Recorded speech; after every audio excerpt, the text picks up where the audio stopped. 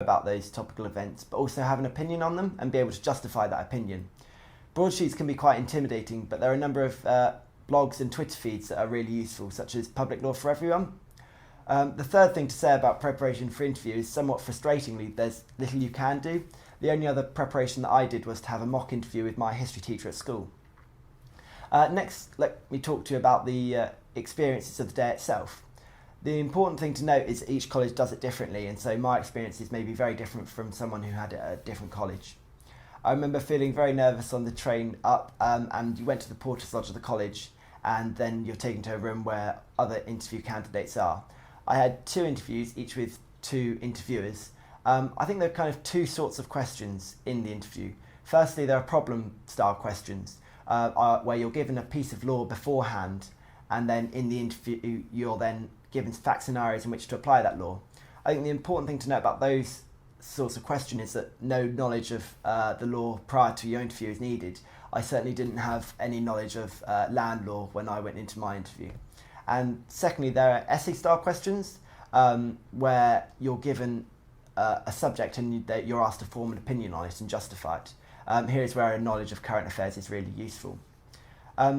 The 3 pieces of advice that I give to you about the interview itself is firstly not to rush answers, take time to think about what you're going to say. Secondly, try and justify and reason everything you say. So instead of saying I believe X, say I believe X because. And thirdly, for many of the things they ask you, there's no right answer, otherwise they wouldn't ask it. Therefore, as long as you effectively reason your opinions and you're doing well, and linked with that is be willing to stand up for your beliefs, but also don't try and defend the indefensible, I guess. I then had the Cambridge law test where you're asked to do an essay. I did my essay on whether universities should be run like businesses or not. And so it's going to be on a subject that you're familiar with or know about, and so there's nothing to worry about with that. Finally, I'd like to talk to you about my reflections on the day and the interview itself. Firstly, no matter if you're successful or not, having an interview at Cambridge is, I believe, really useful in developing life skills. Having this experience behind you is when you go for a job interview, for example, or an interview at another university is invaluable. Secondly, the interview is kind of representative of the supervisions we have at Cambridge. Communicating with a leading academic on an issue of law is what makes it part of our education at Cambridge.